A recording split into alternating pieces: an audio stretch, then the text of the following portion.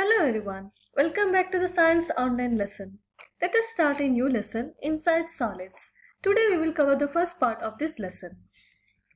Lesson objective: to discuss about reasons for solid properties. Open page 76 in your textbook. Have you ever thought, why don't solids flow like liquids and gases? Why don't they spread out? It's because of their atom arrangement.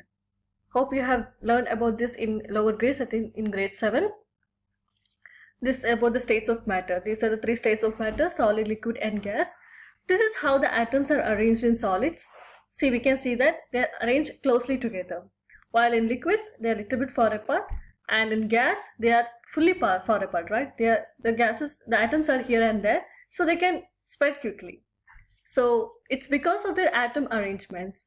A lump of solid contains millions of atoms, all held together tightly in a regular pattern. Here we can see that they're held together tightly in a regular pattern.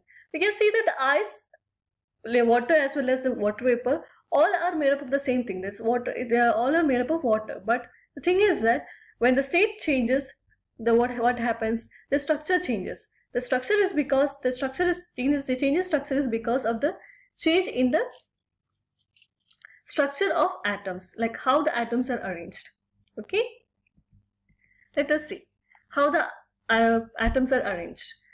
Arrangement of particles. In solid, they are close together and they have a regular pattern. See, we can see that the pattern is regular and they are arranged close together. While in liquid, they are also close together, but the thing is that the random arrangement, it is not in a regular pattern. Here we can see that it has a regular pattern, but here there is no regular pattern.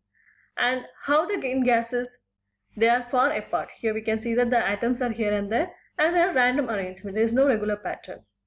How the particles will move in solids? They cannot move here and there. Only they will vibrate in their spot. They can vibrate in their spot. While here the liquid can move around. That's why the liquids can flow. While in gases, they can move quickly in all directions, right? That's why they can spread. Hope this one you have already learned in the previous lessons. Just I reviewed it. Okay. Give two properties of solids. What are the two properties of solids? You can write any property. Just I have written that they do not flow. They cannot flow and they do not spread out. Also, you can say that they have a perfect shape. They have a regular shape. You can also write like that. You can write your own points. Look around you. Name three materials that are solid at room temperature.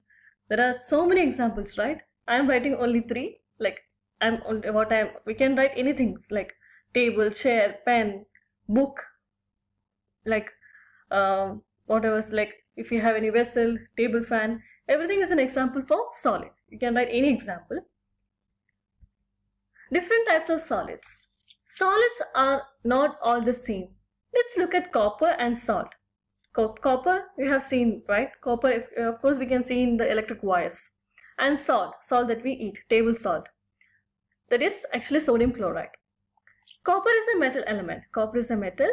It makes thin bendy sheets for roofs. Okay, here we can see this is made of copper. This is a roof made of copper. Also, it makes an excellent electric cables. Also, it is used in electric cables. If you see the electric cables, you can see when you take it, you can see the copper wire. Why it makes an excellent electric cable? Why we are using copper for making electric cables? Because it can be pulled into thin wires. We can make thin wires out of the copper, as well as it conducts electricity well. These are the two reasons why it makes excellent electrical cables. While sodium chloride is a salt, of course you know that sodium chloride is a salt. A salt is a compound that contains metal particles. Okay, how the salt is obtained? It is obtained by the reaction of acid and alkali. You know that, right? Well, acid and alkali or acid with carbonate, when a chemical reaction occurs, the salt is formed. Here the sodium chloride is a salt. The salt is a compound that contains metal particles. The sodium chloride exists as white crystals. I think most of you have seen the powdered salt, but actually the actual salt is like, it will be white crystals. I don't know whether you have seen the rock salt. The rock salt will be like, you can see the cube shaped salts, okay? Actually, by powdering the cube salts only, we are getting the powdered salt. The crystals are brittle and they are hard but easy to break.